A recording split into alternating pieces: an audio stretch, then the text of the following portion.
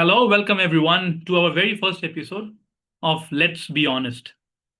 We both are educators, but today makes very special. It's not just about our education, but it's about our journey as an educator. So here we are in front of you, two Indians working in two different parts of the world, China and Indonesia.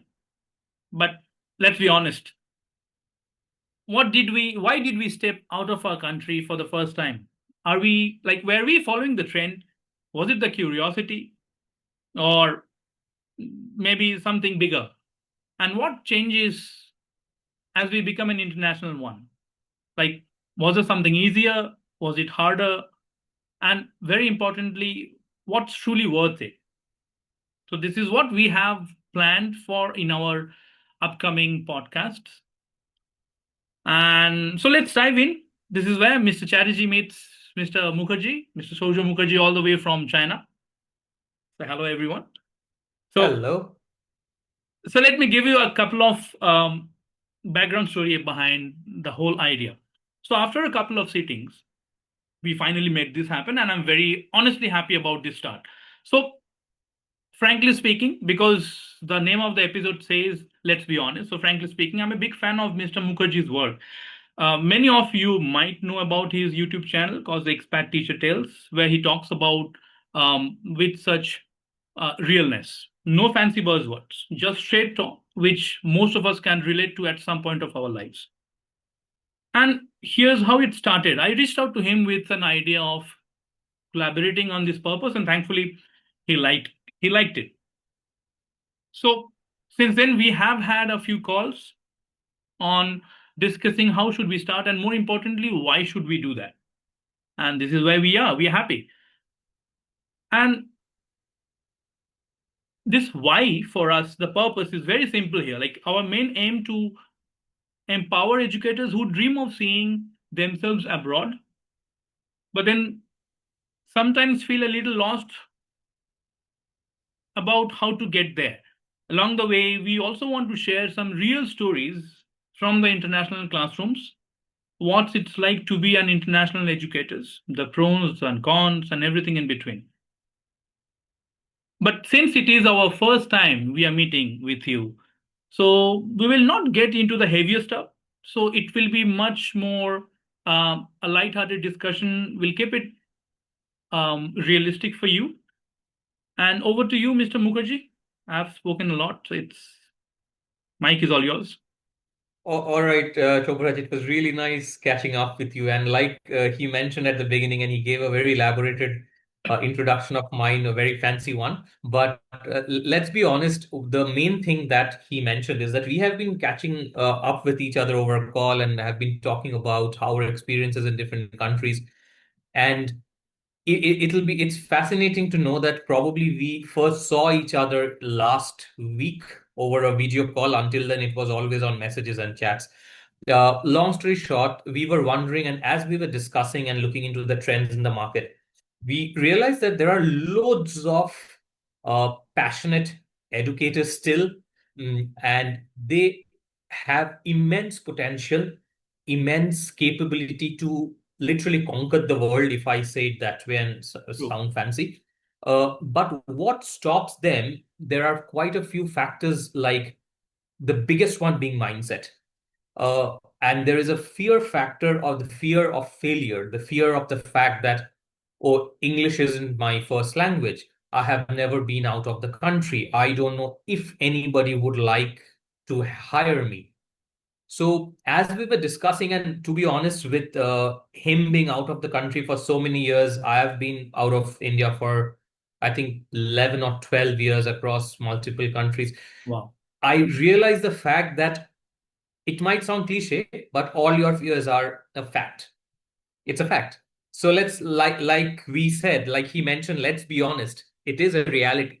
So if you accept that reality, and if you realize that yes, these are the hurdles that I'm gonna face, then it becomes way more easier to overcome them. Like I read long time back, and if I can quote Shiv Khera, and this is not a paid promotion, that the problem is too big to be missed. So if the issue is very clear, the problem is quite obvious, then it becomes much more easier for us to approach and go over it because you have a very clear path what you want to overcome, other than rather than aimlessly going into the dark. So we thought let's have a chat and share our chat with all of you. Hopefully, it'll add some value to some of you. And yeah, I mean, let's see how things unfold. To be honest, it's going to be an impromptu conversation. So there must be stuff which we haven't prepared. It's not a scripted one. So passing on to you, uh, how would you like to start our chat today? Mr. Mukherjee, I'm very curious about one question. I mean, whenever I get a chance to meet some of the educators, like especially the young one, when and I really feel happy when I see young one choosing this career, not just a chance, but by a choice. So I'm very curious to know what made you to be an educator. All right. So this is a very interesting story, and uh, a disclaimer over here that everything that I'm saying, or I'm sure he's going to say as well, are all from our personal experiences. And these are our personal thoughts and opinions. So please don't take it as a Bible. Experience it for yourself. So we are just here to share and hopefully motivate you. And I would like to say, in a very naughty way, instigate you to take risk because otherwise there is no success. So I used to work, I started off. My career after my master's in India in a corporate. I was there for 2.5 years. And funnily enough, I come from a family where almost everybody are educators, and I was in corporate, struggling the usual, going through the usual struggles. I was happy. Honestly, I was happy, but I still wanted to get into teaching because of one of my professor from university, masters. And I don't know if she will be listening to this episode sometime, Miss Seema Tharanum, and she used to teach us immunology. And I remember once she asked me to come up on the podium and say that, you know what, I would give you a topic and I want you to teach to your classmates. And I don't Hmm. know why she did it. Maybe she realized that if she doesn't do it, I'm never going to study that topic. I'm going to skip it. So she probably put me into the position. But thanks to her, I literally took that up like, okay, I'll have to be in front of my friends. And university's friends are there to pull your legs, ask you all sorts of Absolutely. random questions when you are up on the podium. So it made me prepare so in depth. And I don't know what, I honestly cannot put it into words, but I felt something really different. That feeling was there with me. And I was working in corporate, and it was 2014, if I can recall correctly. In April, Yanni came to India to perform in Bangalore. And I traveled all the way from Calcutta to Bangalore to attend his concert, being a music enthusiast. And at that time, I stayed with one of my brothers in his residential school. And as I was in that school, I literally just took a chance, met the CEO of the school, borrowed a tie from him, and even wore his shirt because I was there with my jeans and t-shirt. So I just met him, gave an interview, and fortunately enough for me, I was given an offer on the very same day. It was Wow. very ridiculous to think that way. I had no experience, so to speak. So he asked me to start from the basic, and I was like, okay, just give me a platform. I'll learn, I'll deliver, and I'll come up. And thanks to him, thanks to the school, I came back to Calcutta, uh, left my corporate job, was mocked by my friends, my colleagues, that you are leaving a corporate job to go into school teaching. Who goes to school Very common teaching? scenario. True. Yeah. And but I said, you know what? It's okay. I need to do it. And that was the beginning. That was the beginning. And I think the biggest why for me is I want it. It might sound very selfish, but I have a very selfish why for why I became a teacher. Apart from my interest towards teaching and the usual helping kids and helping to see them succeed, I want to have a very safe and a very matured society when I'm old. So I feel Makes it's my sense. responsibility, and or rather, this is the way I can contribute to help make that society. because in today's world, I think we have too many critics. We need motivators and encouragers more. So in my old age, I would like to have people with more human values, people with more empathy, sympathy, love for each other, respect for each other than how much money they have. Yes, money is Absolutely. important. So I think this is my way of giving back to the society, my way of helping to curate a society which probably we all would love to have in our old age. So it might be a selfish reason, but it's kind of a win-win. And Wow. that's what made me come into the field. How about you? My story of why did I choose teaching as a career somewhere down the line uh, has a deeper connect with the society, as you have said. Like my mission, this is my 15th year in the field of education, and of course, like when I get to hear from students, like getting into some universities, getting some courses of their choices, I really feel happy about it. But somewhere deeper down the line, I really want to inspire and create more impactful teachers who can make our society safer, stronger, and better. I really want that. So if someone asks me that what is my bigger mission of being a teacher, I really want to create more impactful teacher. As simple as that. I don't want any other answers. Like this is my honest opinion about why me being a teacher. But then, Okay. if I have to tell you, I it really goes back to my own school days. I still remember um, Teachers' Day celebrations in India. And I'm sure you will also be able to connect it to what I'm going to say.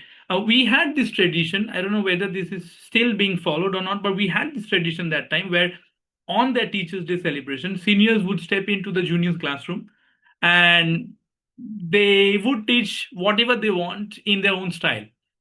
And Right. Yeah. for me, that was the very first time, the very first real test of what it feels like to be on the other side of the desk.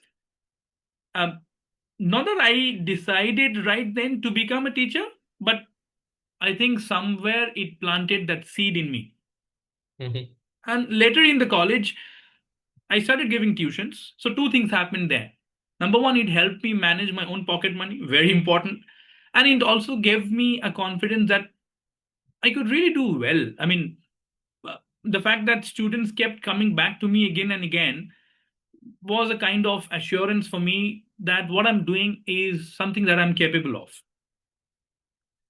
And later on, I understood that this is one of the toughest job out there because, as you have said, Mr. Mukherjee, like we are literally shaping the nation. And if the problem is not fixed at this stage, whether this is academic, social, emotional, it will eventually circle back to us, to the society. And Yep. that's the very reason why I see teaching as mission more than a profession.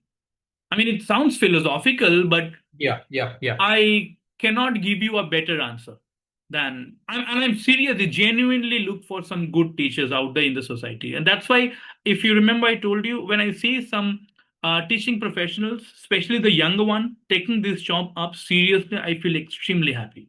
So, in Yes. my and last line, I would like to tell you, in my 15 years of teaching a career, I was lucky enough to inspire just 4 or 5 students of mine to become a teacher. The numbers is very less, so we have a long way to go, but I'm happy about I it. think yes, but you know what? Probably I would say you are extremely lucky in today's time to even have inspired 4 or 5 people in today's time where they have decided to take this profession up and share that uh, energy down the line. And that I wouldn't say it's a small number because uh, corporate attracts more people. And that's the Absolutely, reality. You absolutely. have the money over there, you have the The status glamour. over there, you have the glamour over there. So it's a fantastic thing. Yep. So I think, Mr. Mukherjee, somewhere we should talk about all these things in details. Like, why would someone get into a teaching job, and what are the perks of being a teacher? Any pros and cons? Maybe we should I have. think, yeah, that's a very interesting point. Like, it's very, very important to know that why for yourself. And as Simon Sinek says, start with your why. Absolutely. Know your Sometimes why. it's very difficult to write down that why into absolute sentence.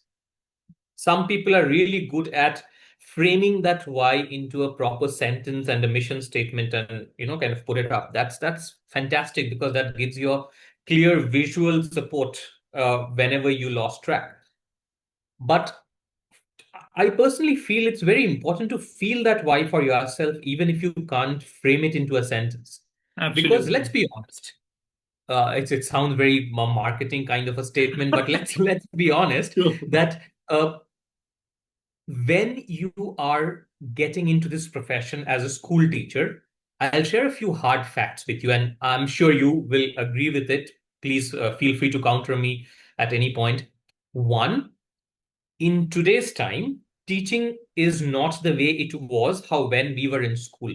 Oh, yes. It's not a Undoubtedly. glamorous profession, number one, nor it's a respectable profession as well in today's competitive world. Now, when I say it's not a respectable profession, this might be very debatable and many people might get offended. Don't get me wrong. When I say respectable, the idea of respect still in the society is based on your financial ability and how what society decides as a respectable job.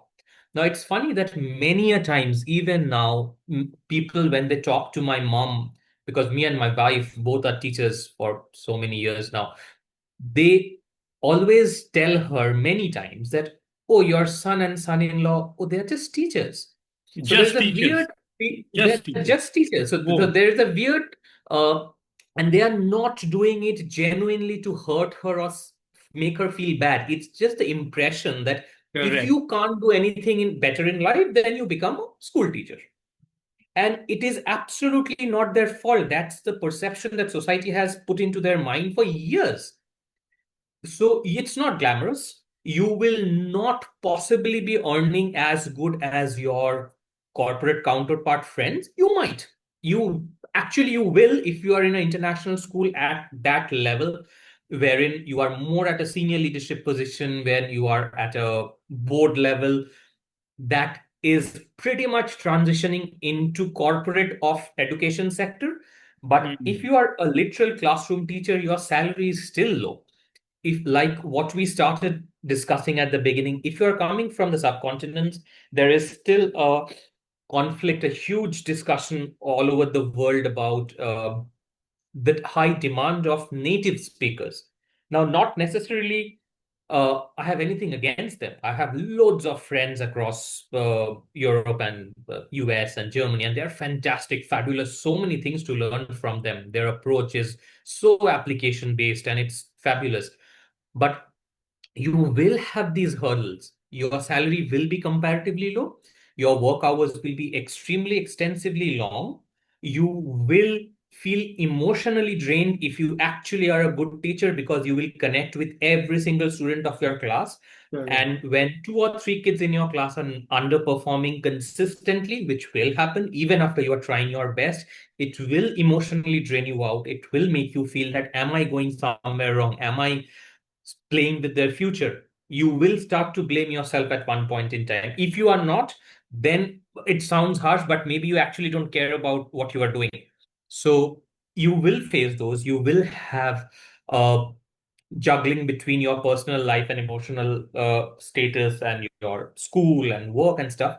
But if your why is very clear to you, you will get up in the morning, and when you actually start getting into the lesson and start having those conversations with your students, you won't know where those 40-45 minutes, 1 hour lessons will pass away.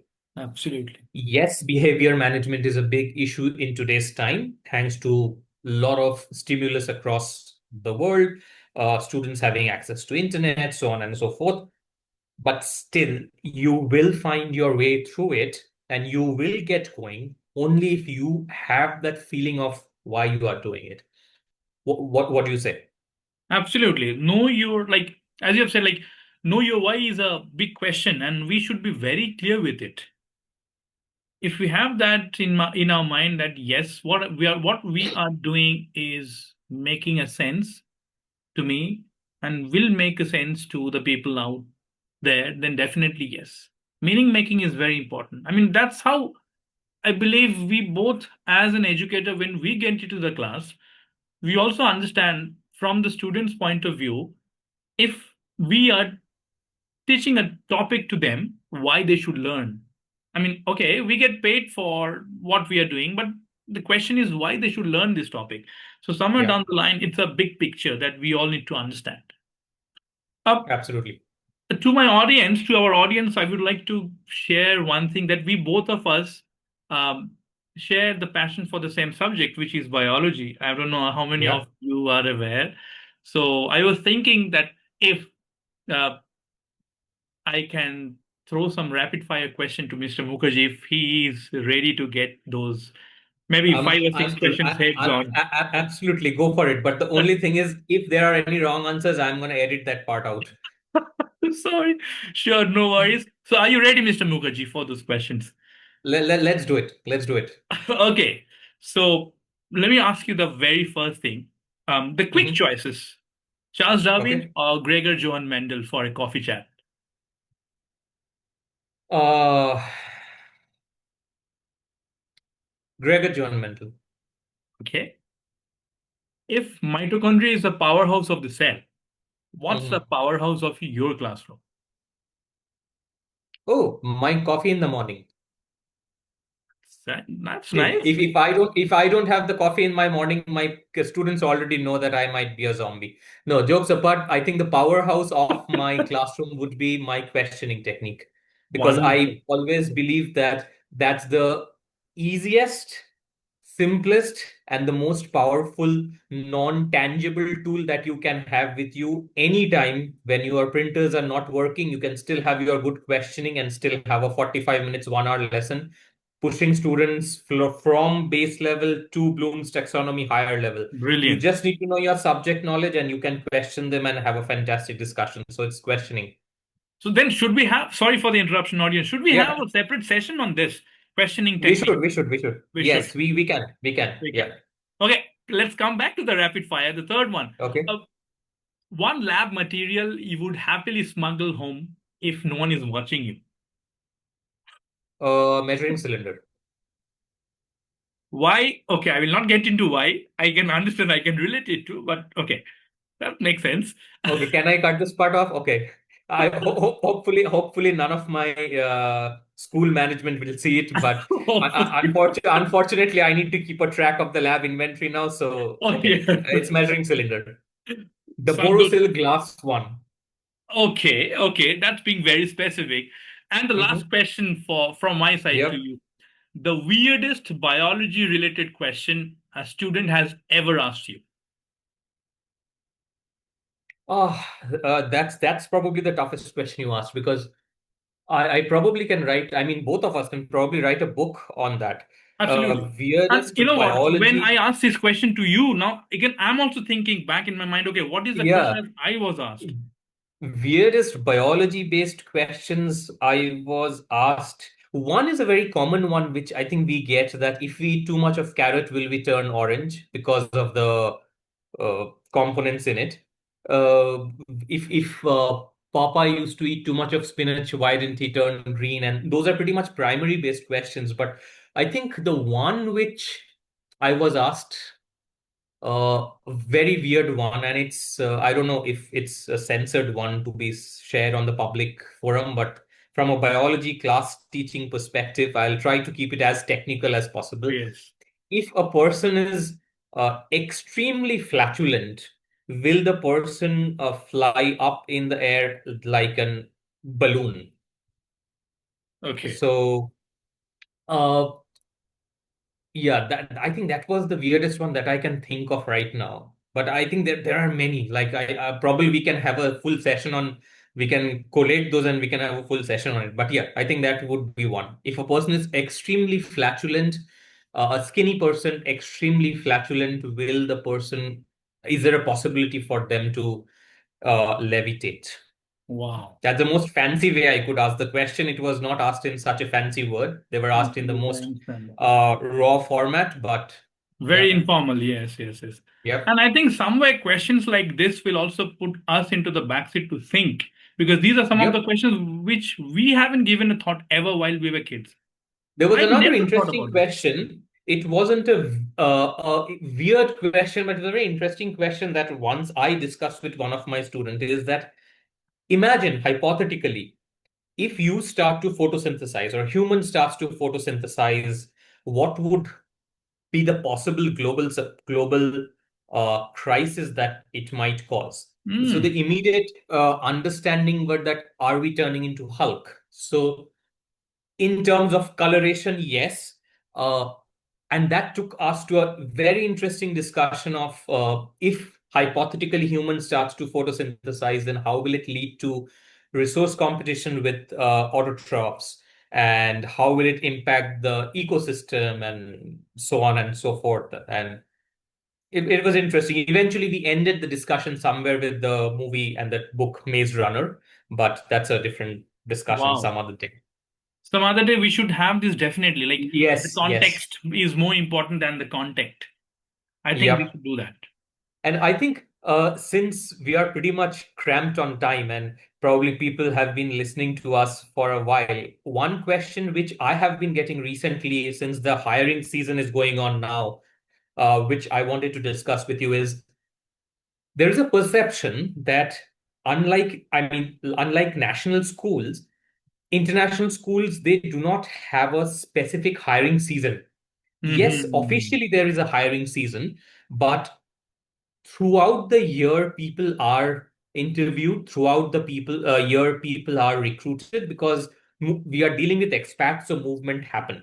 So have Correct. you faced any such question from your peers or people that hey, when is the right time to apply? Have you got any such Yes, questions? throughout the year, Mr. Mukherjee, throughout the year, sometimes I get those questions from WhatsApp. Sometimes I get those questions from friends of friends. Help me in understanding when to apply, where to apply, like from where should we Yeah. start. Mhm. Some come, so I will not take the name again. Some organization has reached out to me and said, unfortunately, like, okay, you do this course from us and we'll make sure that there is 100% placement. No, I mean, why Placement. should we Yeah. do that? I mean, you Right. can do things, you can do a little research on your own, and you can land into the dream job. You never know. Absolutely. So I think we Absolutely. should have the next session on this, Mr. Mukherjee. What do you say? Yeah, I was actually thinking as we were speaking that, these misconceptions. So, do you think we can catch up once more sometime sooner and Why not? see if we can structure a session? Uh, I'm sure our viewers might like it and it might help someone that how to look out for an international job because there are loads of information out there Correct. and it's very very difficult to screen through those information, especially for first timers. Those who are professionals, they know it. They know the way out, they know how to True. connect and stuff. But True. especially for people, those who are aspiring to get into this international market and are still looking out for options as a beginner, as a fresher, uh, I think we can help them to plan their path. There, nobody can plan it out for you. You have to do it for yourself, but at least we can Absolutely. share with them our journey of how did we approach, how did we look for schools, or how do we look for schools even now? There are loads of schools on school databases. How to find out which school might be right for me. Now, one thing is for sure, remember that every school is different for individual. True. What's your poison might be a blessing for me. So Absolutely. unless and until you experience it for yourself, please don't take our words for it. That's our experience. True. Any review that you read online is it that person's experience with the school. So it's just one side of the story. But there are small things that you look for, small indicators or flags that you look for, which tells you should you even go for the school, should you even apply for it, and how to apply. The biggest mistake that I have seen now that I'm on the other side of the table reading through CVs or job applications, the first thing that puts us off is dear sir slash madam, Correct. or to whom it may Make concern. concern. It concerns no one. Let's be No absolutely one. honest. It concerns Absolutely. no one. People get hundreds and hundreds of CVs, right? So True. how you personalize your cover letter, how you tailor your CV is very, very important. When you sit for the interview in today's time, very, very rarely you are asked, where do you see yourself 5 years down the line? Nobody does. People Nobody. want to know how can you contribute to our school, our students. So there are certain things that I learned the hard way, you learn the hard way through our 10 years, 15 years of experiences. So I think it will be really nice if we can collate all those and share it with people. It might help someone. It might help someone. Let's do it then. Yeah.